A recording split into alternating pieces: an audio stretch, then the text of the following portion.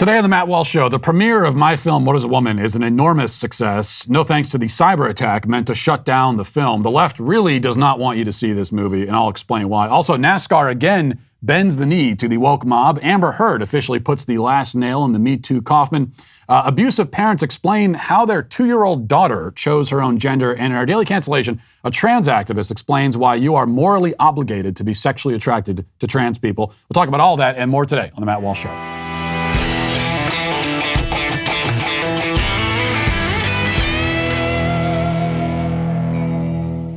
Finally, last night, almost exactly a year after we had our first development meeting about the film, What is a Woman, premiered on the Daily Wire. It was, by all measures, an enormous success. We gained more subscribers in a day than at any other point in the company's history. We had more people watching the film than we've ever had watching any piece of content all at once. The movie is, we could say for sure now, a massive hit. But we knew going in that we were wading into treacherous waters. Gender ideology lies deep down at the core of our society's dominant religion, which is leftism. It's expected that if you go near it, if you dare approach the altar, that you do so with reverence. Avert your eyes, keep your head bowed, bow before the sacred cow, repeat the necessary incantations, and then shuffle along, move on. That's how you're supposed to approach gender ideology. To do anything else, to approach this thing with anything less than dogmatic veneration, is an act of unspeakable sacrilege. And to actually question it, to look into its face and challenge it directly, is the ultimate blasphemy. And we all know what religious zealots do to blasphemers. That's what we were expecting here. So it was, in that sense, no surprise that the Daily Wire came under a sustained and seemingly quite sophisticated cyber attack during the premiere of the film. As the film started to play, we were flooded with messages and emails from members who were trying to watch, but were running into all sorts of strange glitches. And even in spite of this, just on the strength of the people who could make it through and access the film, it was still a record-breaking premiere for the Daily Wire.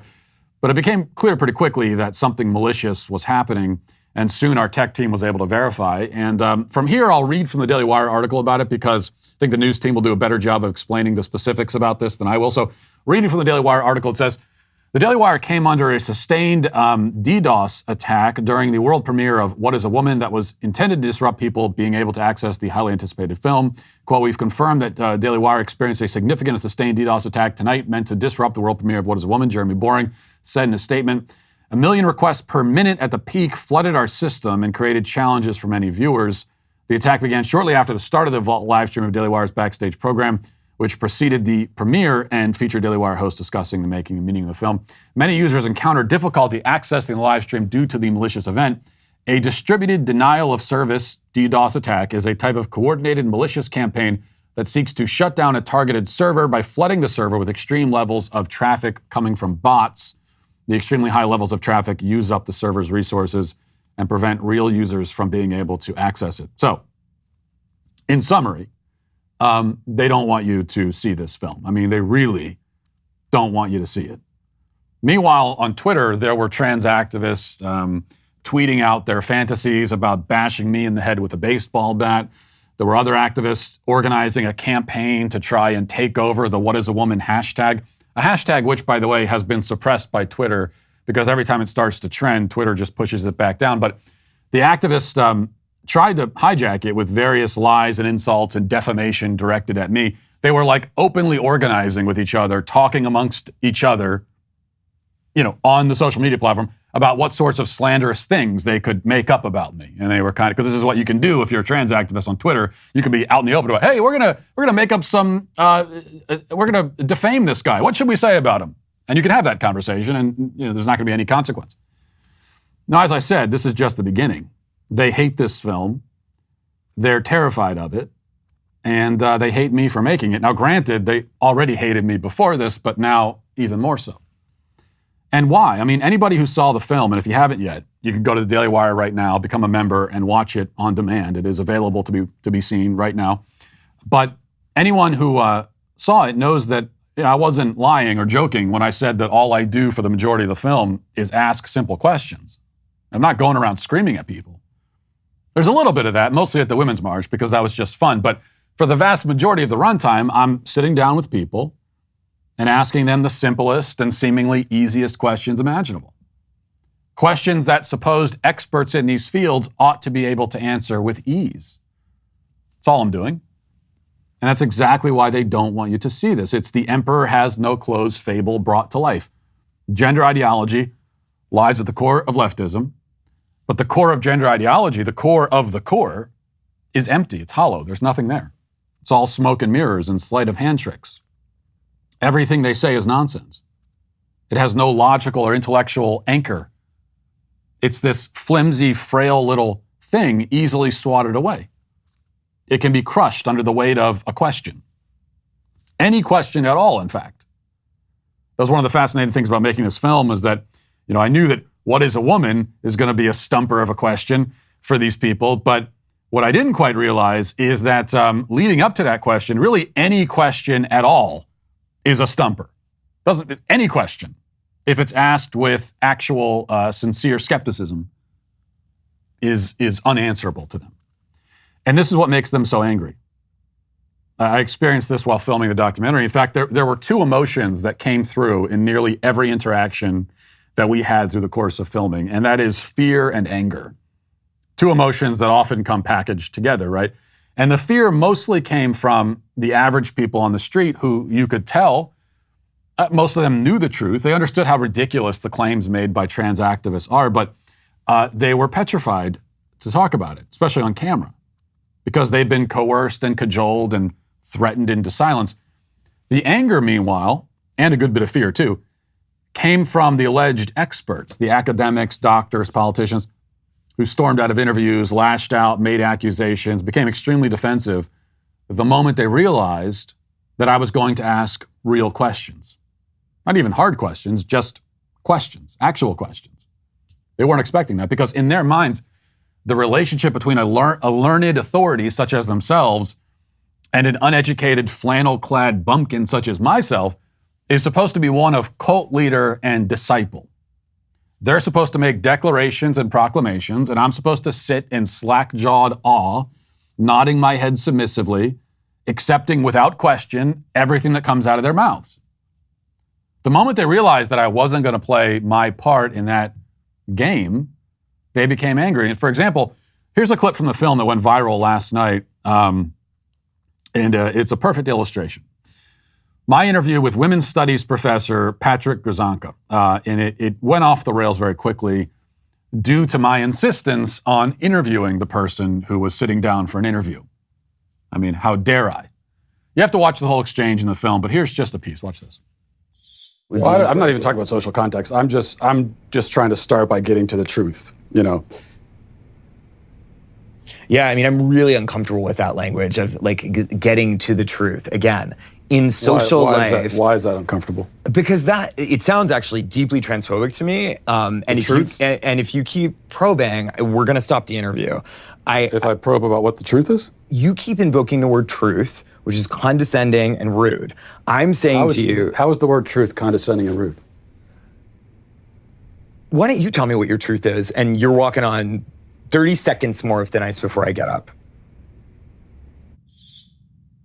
And I explained to him right after that I don't have a truth. It's just like the truth. And that starts this whole exchange about what the truth is and everything. But I was being condescending and rude, he says. The good professor couldn't define the word woman, probably also couldn't define the word projection, though he certainly exhibited the latter throughout our interaction. Notice the remarkable contrast between the professor and his ilk, the gender ideology proponents, the people who invented this whole thing but don't want to talk about it, and those on the other side. The opponents, as opposed to the proponents, are incredibly open and eager to answer questions, eager to have the conversation. On one hand, you have people curling up into the fetal position because I asked a question. On the other, you have Scott Nugent, who's the woman who transitioned to a man or transitioned to appear like a man, as she puts it herself in the film. I want you to listen to Nugent talk about the dark reality of gender transition. Listen. For the first time in history, a marginalized group has a huge dollar sign on the top of their head. We have 5 children's hospitals in the United States promoting that. What? That's a phalloplasty. That's a bottom surgery. We have 5 children's hospitals in the United States telling girls that they can be boys at $70,000 a pop in a surgery that has a 67% complication rate. That will kill me from infection that I can't sue on. We're butchering a generation of children because nobody's willing to talk about anything. I have 3 kids. At the age that they're doing this to kids. I'm not transphobic. I love my kids, and I love other people's kids, and you should too. This is wrong on so many levels. So from Nugent, who is the true hero of the film, in my opinion, we get total openness and honesty, raw, gut-wrenching honesty. From the other side, we get defensiveness, lies, accusations. One side wants us all to talk about this, right? Like, let's talk about this. The other side wants to be the one talking while we shut up. And they'll do anything they can to shut us up. But they will fail, and they already have. Because this film isn't going anywhere. It's on the site right now, available to be seen by anybody with a membership. And if you don't have one, I ask you to go sign up. Nobody else is making films like this. This is the kind of content we can make and will make. We're willing to deal with whatever the consequences are. They're coming after the Daily Wire. They're coming after me personally. And I expect them on the latter thing to ramp that up. The good news is that it won't work. It can't work if we have your support. If we all kind of stick together, there's nothing they can do but scream and cry. If they try to escalate beyond that, if they try to, let's say, make good on those baseball bat to the head promises, then we have other ways of dealing with that, and it will be dealt with, I assure you. But outside of physical violence, any other attack fails if we stay unified. Because that's if there's a united front and they're going to scream and cry, and we just say, well, we don't care that you're screaming and crying. This is a conversation we're going to have whether you like it or not. If we say that, then that's it. They lose. So go to whatisawoman.com and get your membership. Our team is working around the clock to fight this cyber attack. As far as I know, basically gotten it completely under control. If you do run into any glitches, just be patient, stick with us. And remember that this fight, the fight against the sickening, toxic madness of gender ideology, it can be won. We can beat them. We can win. I really believe that. And we have to. We have to win. Now let's get to our 5 headlines.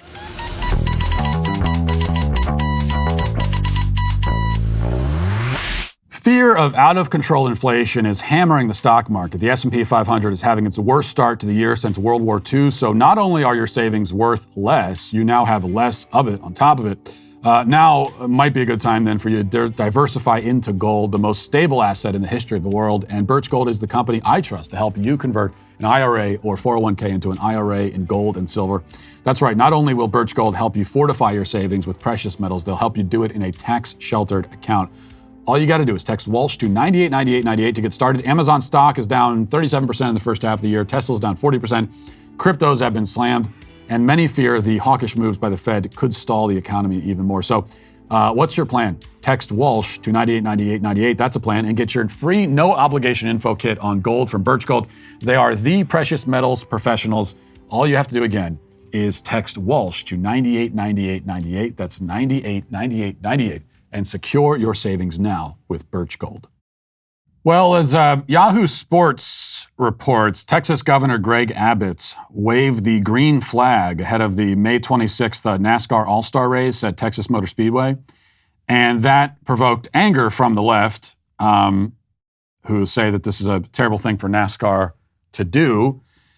And that seems to have precipitated this tweet, at least partially. I mean, I'm sure NASCAR was already going to have a fair bit of virtue signaling they did for Pride Month, but now they're taking it over the top. So they tweeted this: as we celebrate the LGBTQ plus community, we acknowledge that recent actions have not aligned with NASCAR's mission to be a welcoming sport for all. We remain steadfast in our commitment to create a more inclusive environment in our workplaces, at the racetrack, and in the stands. And then they've got the Happy Pride and then the checkered flag there with rainbow colors. And then they also have, I mean, this is NASCAR. And it's not just that they're bending the knee to wokeness. They're going all the way here because they have the wokest pride flag of all. I mean, they're on the cutting edge. This pride flag here, this is the newest one. And every single year they always add things to it. And it's really kind of interesting. And I think there's something in a way poetic about the fact that as LGBT activists get more and more aggressive and more demanding and narcissistic and more militant, the pride flag itself gets uglier and uglier. So it started as just kind of a, sort of gaudy rainbow flag. And then from there, it just gets even uglier to the point now where this rainbow flag, it's got, it's just like it looks like vomit. And you see the other interesting thing that happens with the rainbow flag is that each new identity group that gets added to the flag kind of fights for more than its fair share of the space on the flag. And so now you see, what's the most prominent thing you see on this flag that NASCAR has posted? Most prominent thing is that purple circle right there, right? It's like the thing that your eyes immediately go to. And what does that mean? What is that supposed to represent? Well, as far as I'm aware, the circle represents intersex people. In fact, wait, let me look this up right now because I wouldn't want to misgender the pride flag itself because that would be a terrible thing to do. Okay, this is what I'm getting. The purple circle represents the wholeness of the intersex community, free from colors like blue and pink that are commonly seen as male and female respectively. Now, and there's also this inverse correlation between the amount of space given on the pride flag and the size of the group that it's representing. Okay, intersex people, you're talking about this tiny, tiny sliver fraction of the population right there front and center on the flag. And never mind the fact that, as we've gone over before, and we have to continue reviewing this, intersex people, and when we talk about intersex people, we're talking about people who suffer from birth defects. Even the term intersex, like everything else LGBT people say, is really kind of misleading. But intersex, we're talking about people who suffer from birth defects that can sometimes make their genitalia look somewhat ambiguous. Doesn't mean they don't have a sex. It just means that, unlike 99.999% of the population, it's not as immediately physically obvious because of birth defects that they suffer from, genetic mutations. But what do they have to do with gay pride? Why are they? This is a medical condition. Why is that included in the LGBT club? Well, the answer is simply because they are useful to the LGBT club, and specifically the T. Because there's this kind of conflation that goes on between trans people and intersex people. And those are two completely separate categories. They have nothing to do with each other whatsoever. But they're useful, and so that's why, whether they like it or not, they've been dragged onto the flag. The LGBT is saying to the intersex people who just are people who suffer from birth defects, you're going to be on this flag whether you like it or not. We're putting you on it because we can use you. We talk about the sleight of hand tricks. That is the game from LGBT activists. Everything they do is a sleight of hand trick. In the film, one of the questions that I get all the time, and I was asked this on Dr. Phil as well. I mean, you get this question anytime you try to engage on any of these issues. What's the rejoinder from the left? It's always, why do you care so much? Well, that's a sleight of hand trick. Because they start by, they have a flag, they have pride parades, they have a pride month. They're running around constantly waving their hands in the air saying, look at us, look at our sexuality, you should care about this, care about us. And then the moment that you say, okay, well, sure, let's talk about it, then they say, well, why do you care so much? But you just said we should care. Oh, no, but you want us to care in the way that you have assigned to us. And it's the same thing they do with intersex. where they say, well, what about these intersex people? Their sex is more difficult to determine. And so that proves that this trans person's claims are valid. Wait, what? What does that have to do with anything? You know, a quote, trans woman is a biological male who says that he's a woman.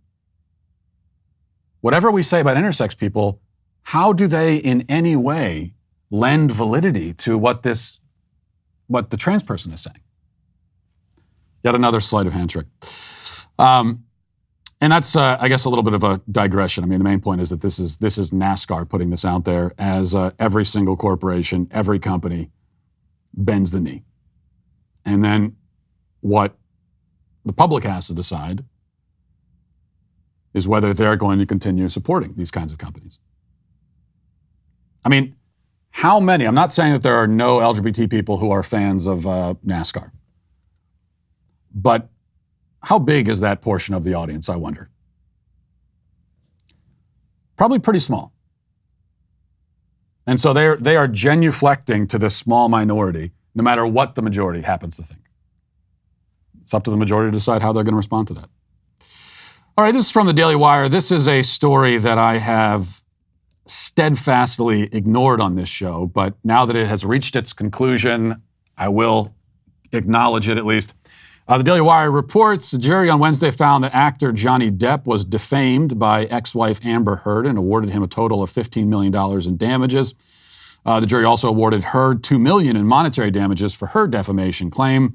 Depp sued Heard for $50 million over an op-ed she penned about domestic violence at the Washington Post in 2018. The Aquaman actress then countersued for $100 million. And the jury came back and they gave this little, really just kind of a symbolic gesture to Amber Heard with the $2 million. But at the end of the day, they were vindicating Johnny Depp and saying that this was defamation. By the way, it is very, very difficult to win a defamation case. Okay, I don't pretend to be a lawyer, but what I can tell you is that it's a very difficult thing to win because the burden of the number of elements that you have to prove creates this burden that in most cases is insurmountable. You got to prove a lot of things. But the first thing you have to prove, obviously, is that what was said about you isn't true. Because if it's true, then it's not defamation. So you're already in the position of you have to prove a negative. You have to prove that you didn't do something. And then you also have to prove that this was said, intentionally, maliciously. You have to prove that it caused you actual harm and that there's some kind of financial harm as well attached to that. So a lot of things you have to prove. The fact that the jury came back this way is quite an indictment. And it does prove that Amber Heard was lying. Now, Amber Heard has released a statement immediately after this. She says, "The disappointment I feel today is beyond words. I'm heartbroken that the mountain of evidence still was not enough to stand up to the disproportionate power, influence, and sway of my ex-husband. I'm even more disappointed with what this verdict means for other women. It's a setback. It sets back the clock to a time when a woman who spoke up and spoke out could be publicly shamed and humiliated. It sets back the idea that violence against women is to be taken seriously. I believe Johnny's attorney succeeded in getting the jury to overlook the key issue of freedom of speech and ignore the evidence that was so conclusive that we won in the UK. Well, freedom of speech has nothing to do with it because you do not have the freedom to defame people. Does this set back women? No, unless you're the kind of woman who was planning to make up malicious lies about a man to destroy his life, then yeah, this is a setback for you. So in other words, this is a setback to the Me Too movement. Not just a setback, but it's the utter and total destruction of the Me Too movement, which was already probably on its last legs, and now it's over. This is the end. This is the ignominious end of the Me Too movement.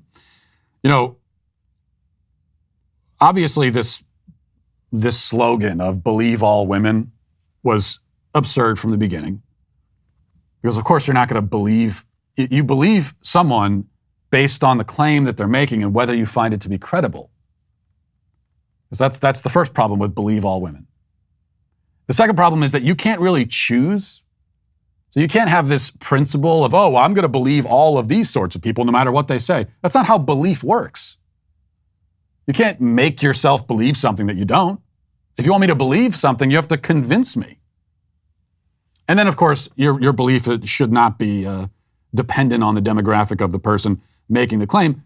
And then, as well, everybody who said believe all women, none of them actually believed it. And what they always meant was believe certain women who hold certain ideological views, who make certain kinds of claims in certain situations, believe them. But I think the other thing we take away from this is that what we have to remember is Amber Heard is a leftist. Johnny Depp, I think, probably is too. I think for certain he is. But Amber Heard is. And, leftism gives people the license to lie. And so that's something that's been wrapped up in the Me Too movement, in the believe all women stuff. Because why are you supposed to believe all women? Because the idea is that if a woman, again, certain women, it's all ideologically dependent, but if she says something, then that's her truth. It's how she feels. And so it is your responsibility to believe it. This is the leftist claim. And it gives you a license to lie. Because it's not a lie. Actually, under leftism, it's impossible to lie because whatever you say, that's just your truth. That's how you felt. So as far as Amber Heard was concerned, yeah, was she actually physically abused by Johnny Depp? No. But she feels like she was. It would be convenient for her now if she was. And so she was. That's the way it works. All right, let's move to this. Speaking of lies, and the lies in this case that parents tell their children. So Libs of TikTok had this video that went viral yesterday. And something that, as What Is Woman comes out, this is just more evidence as to why the film What Is Woman is needed. Here is two parents talking about how their 2-year-old chose, I believe, her gender. This is a girl who now, quote, identifies as a boy. And what was the process by which this 2-year-old came to this gender realization? Let's listen. Are you ready? Yeah. Thanks. On the 6th of March, we welcomed our beautiful twins into the world. A boy called Arlo and a girl called Emerald.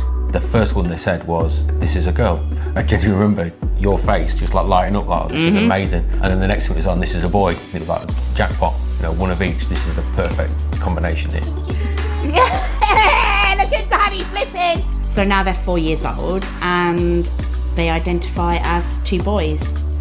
The first time that I realised Stormy wanted to identify as male was about roughly 2.5, but it's not really, he said, "I want to be a boy." He said, "I am a boy." And that is the difference. My name is Stormy and I'm 4 years old. I feel like a boy and I want to be a boy. Sometimes people call me girl. Do they? How does that make you feel? Sad. I can't remember the exact moment it switched over, but there was that point where I thought, you know what, this isn't just a phase. This is not a little girl we're looking at here, it's a little boy. He started being unhappy with being dressed as a girl, so he started being unhappy with wearing dresses. Hair clips were a big no-no. Didn't like hair clips, didn't like the pigtails. He was genuinely upset at being dressed as a girl. Before I had children, and certainly before the last couple of years, this whole thing that I'm saying, I would have thought it was ridiculous. Honestly, I would. I would have watched me and said, "No, you're crazy. You're making it up. You're abusing a child." We constantly say, "Are you a boy today, or do you feel like you might?" Because I don't want him to feel like he's stuck himself down a route that he can't turn back on. I mean, to begin, you don't even know where to begin with these people. Let me just say, first of all, the story that guy tells, who is an abuser, and both of these people should be in prison. He claims, "Oh, before I had this child, I would have seen this and said that that's abusive, and I was very skeptical." No, you weren't. That's a lie, of course. Because there's just no way. I mean, if you're taking your 2-year-old seriously about this, it's because this is what you want. There's just no way that your 2-year-old convinced you of something like this. And he also says that, well, we realized it's not just a phase. Really? So this started when your daughter was 2 years old. Now she's 4 years old. And in between that time, you realize that it's not a phase? How could that possibly be the case? Phases for little kids can last 5 seconds, they can last a couple of years, depends. It's the notion of taking a 2-year-old seriously about anything. My daughter's 2 years old. She, and this is true, she constantly, like every day, she tells this story, especially around the dinner table. My 2-year-old daughter will dominate the dinner table conversation every night now, because she has these fantastical stories she tells us about all the monkeys that are in her room. And we went to the Rainforest Cafe, which is always a mistake. We went there a few months ago, and they've got the animatronic monkeys flying around. And ever since then, she's been latched onto that, this idea of like monkeys being around and in her room. And so anyway, that's the story that she tells every day. And sometimes the monkeys are doing different things. And sometimes most of the time they're in her room. Sometimes they crawl into the crib with her. Sometimes it's like different versions of the story. And what is my 2-year-old daughter doing when she tells the story about the monkeys? Is she lying? Is she trying to deceive us? No. Is she using her imagination? Yes. But does she see it that way? No. Because for her, as I'm constantly hammering on this point, at the age of 2, there is no conscious distinction between fantasy and reality. They don't see the distinction. So as far as she's concerned, yeah, there are monkeys in her room. Does that mean that she's hallucinating? I guess not. I mean, it's hard to get inside the mind of a 2-year-old to know exactly how it works. Few of us can remember what it was like for us when we were 2. But what we do know for sure is that they just do not have a grasp on reality, which is why you can't take this seriously, obviously. But these parents know that. Now, I'm sitting here arguing against it, trying to explain why, oh no, she's 2, this is what a 2-year-old does. Well, they know that. But this is what they wanted of their child. I mean, notice how they say, and it's hard for me to believe they even cut the video together like this, but the father says, well, or maybe it was the mother, she didn't say, I want to be a boy. She said, I am a boy. And then in the very next scene, what do we hear from the child? I want to be a boy. This is a sane society takes those people and puts them in prison. This is abuse on every level. It's every brand of abuse, right? It's psychological abuse, emotional abuse, spiritual abuse. It's physical abuse and it is sexual abuse. It is all of those things wrapped into one. And it's all of those things kind of on the deepest level, where you are violating a child's sense of identity, of who they are. You're taking that away from them permanently, potentially. Oh, but we give her a choice. Every day we ask, are you a boy today? So she can make a decision. It's really up to her. Well, no, because you are the one assigning her this version, this twisted, fantastical version of reality where your identity is not fixed and it's fluid and it changes by the day. So you're giving her that to her. That's the curse that you're giving to her. All right, let's go here. This is an interesting story from Fox News. It says a former Virginia Tech football player was acquitted of murder charges Friday in the deadly beating of a man accused of pretending to be a woman during a sexual encounter after the two matched on Tinder. A jury in Montgomery County Circuit Court found 19-year-old Isa Memin Itut, I'm sure I'm getting that wrong, not guilty of a charge of second-degree murder in the 2021 death of Jerry Smith, 40 of Blacksburg. So there's a 40-year-old man, Jerry Smith, who was killed by the 19-year-old man. Jury deliberated for 3 hours. Prosecutors had earlier told the jury that Itut, then 18, became enraged and fatally beat Smith when he discovered Smith was a man. Smith, who identified as a gay man, presented himself in a profile on the online dating app Tinder as a 21-year-old emergency room physician named Angie Renee. Smith performed oral sex on Itut, who later returned to the department to find out if his date was a man or a woman. In taking the stand early in the week, Itut had testified that he felt violated. And then it turned out that the older man, Smith, had a knife under his mattress. And so this was The defense attorneys argued that Atut had acted in self-defense, whereas Smith had been controlling the entire environment in the entire episode and demanded that it be in the dark and had a knife hidden under his mattress in case there was something awry.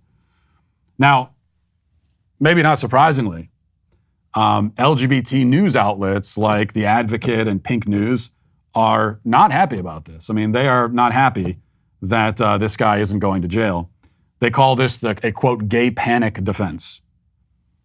But no, what this actually is this is rape. So this man was raped.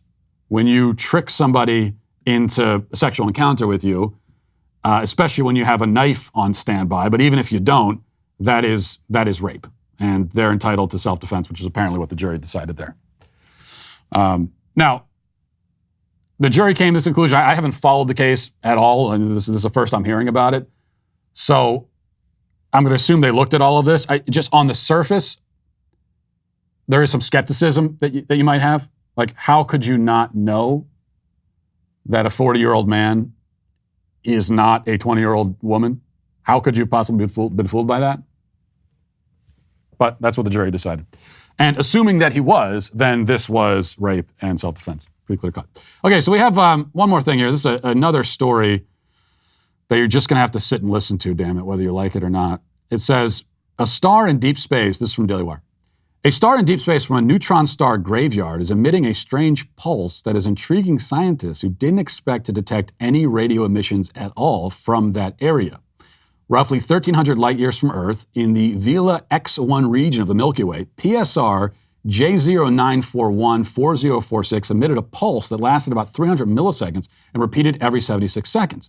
But most neutron star pulses cycle through every few seconds or less. So it's a very weird thing they're trying to figure out. University of Sydney lecturer Manisha Caleb says this wasn't like anything we'd seen before. We might have found a completely new class of radio-emitting object.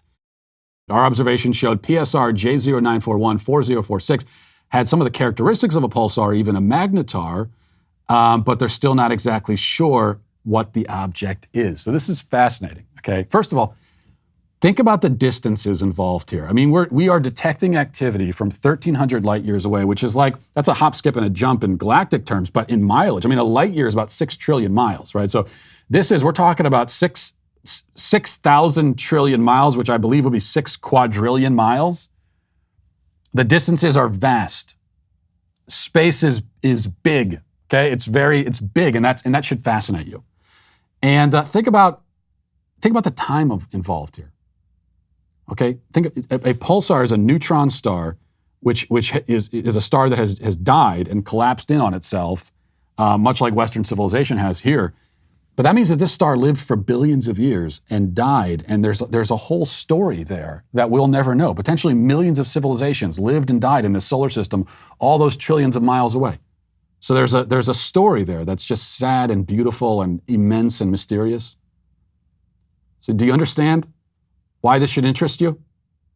And then one day our sun will die and become a red giant, and Mercury and Venus will be totally consumed in its fire, and our planet will be scorched to ash, and all life will die and be extinguished on this planet, and other civilizations and other solar systems will watch this happen, but they'll see it only as a light in the sky, never knowing the epic tale that was told and that ended and that was forgotten in the dark vastness of space. So just get into this stuff, guys, okay? If you're a business owner, you know better than anybody that it is absolutely crucial to have an effective marketing strategy. And here's the good news. I have something to help you with that. Constant Contact. Constant Contact is a digital marketing platform that helps small businesses and nonprofits of all sizes build, grow, and succeed with email marketing, contact management, industry-leading list growth tools, social media ads, and more. Constant Contact helps small businesses connect with customers, find new ones, and sell online. All this from one easy-to-use platform. They've been trusted by millions of businesses to help improve their marketing. With a 97% deliverability rate, you can rest assured that your customers and potential customers are getting the right message at the right time.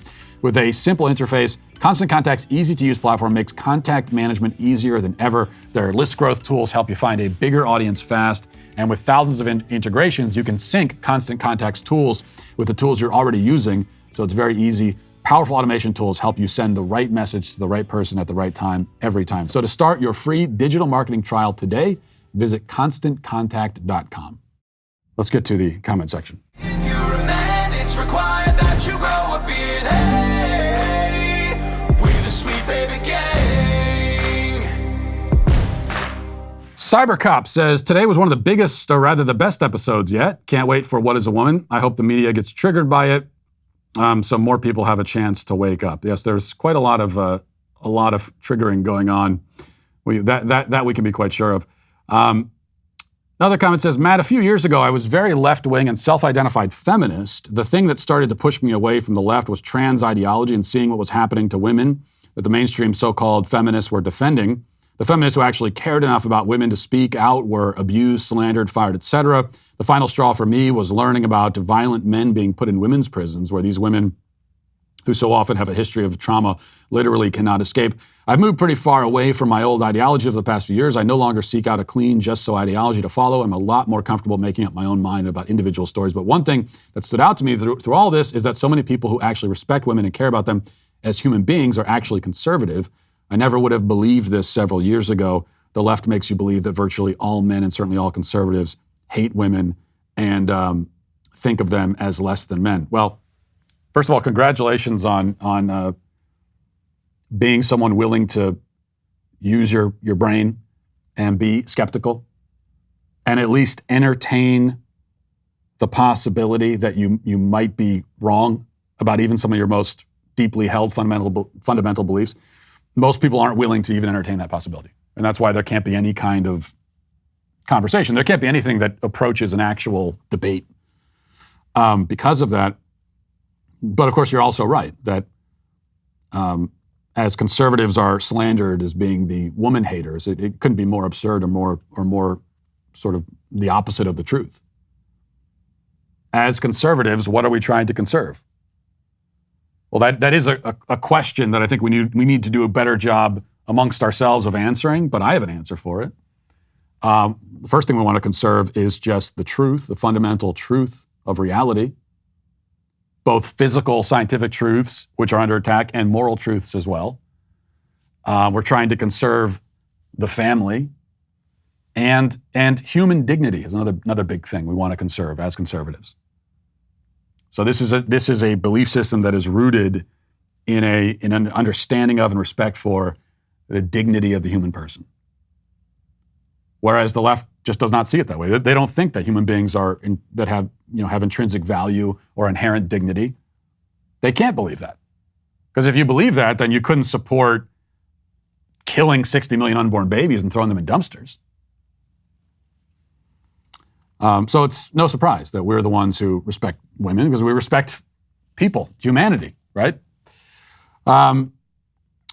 Kathy with a C says, I LOL'd as Matt was asking those questions of the tribesmen. How did he manage to keep a straight face?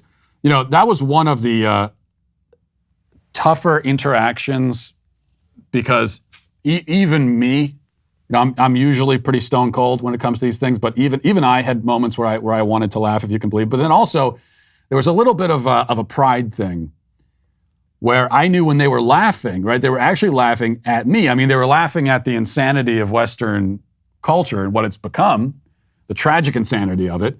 They're laughing at that, but they're also laughing really personally at me because they thought that I was a proponent of these ideas, or they thought at a minimum that I was actually confused about these things. And I kind of wanted to pull them to the side and say, hey, I don't really believe this stuff, just so you know. I'm not one of those guys, okay? I'm just asking the questions. But then if you tell them that, then you lose a lot of the authenticity in the interaction. So I didn't want to tell them that. So they just assumed that I was an absolute maniac personally.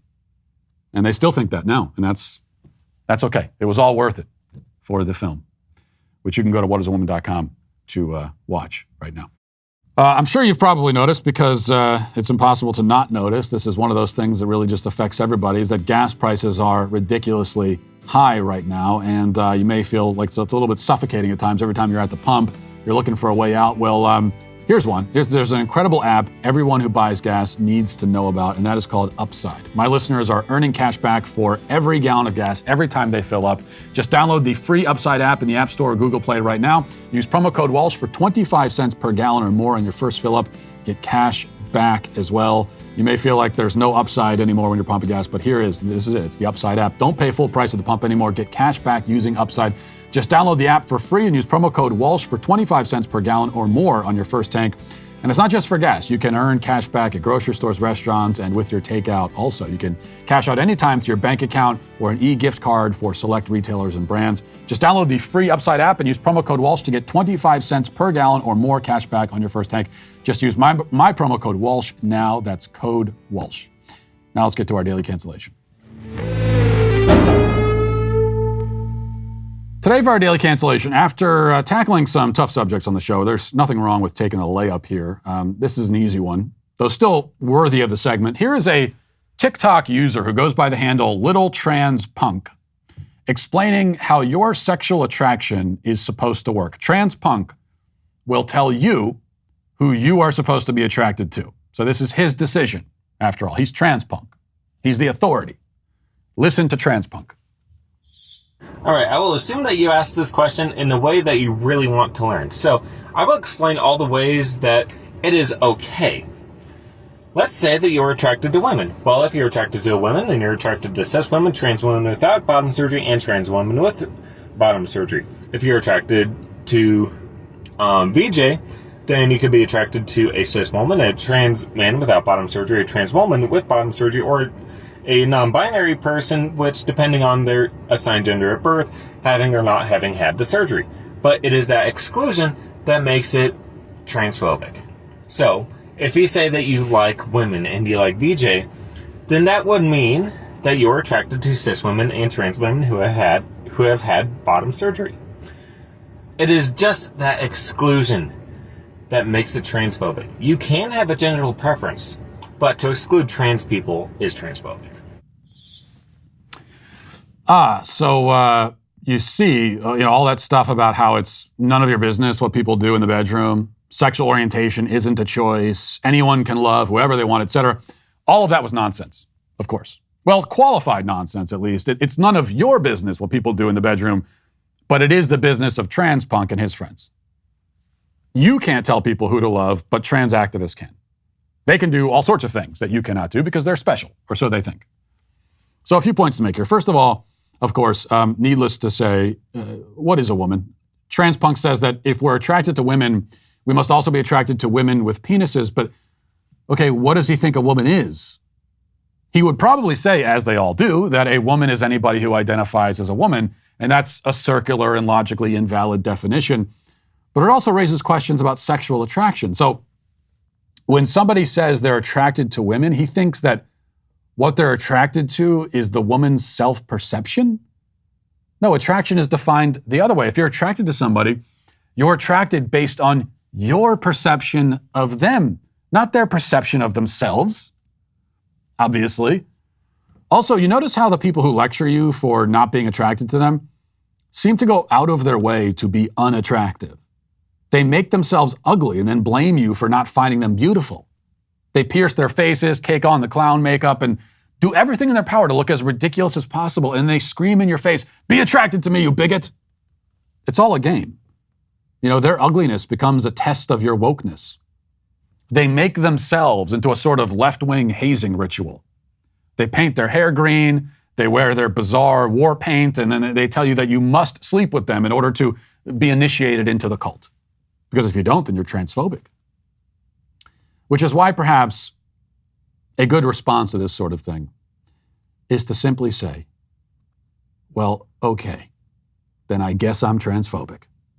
You're admitting that you're transphobic? You confess to the charge? Sure. Whatever, fine.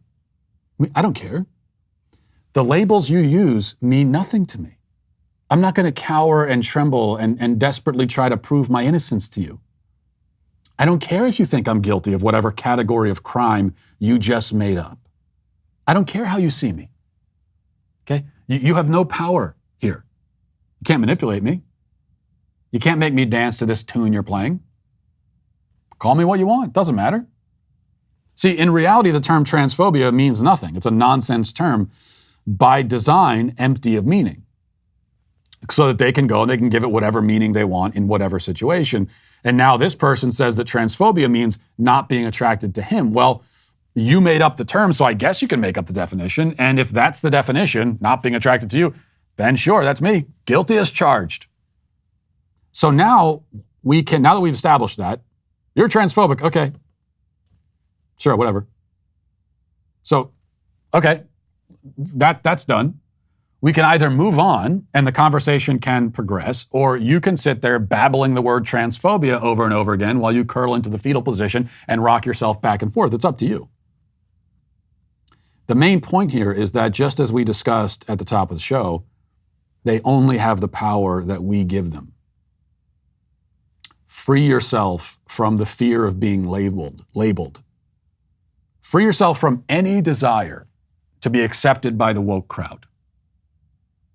Just let that go, and they will be totally disarmed. They will be reduced to sound and fury, signifying nothing. Just as you can see in my film, What is a Woman, available now at whatisawoman.com. And that is all why our friend Transpunk is today canceled. And we'll leave it there for today. That'll do it for us. Have a great day. Godspeed.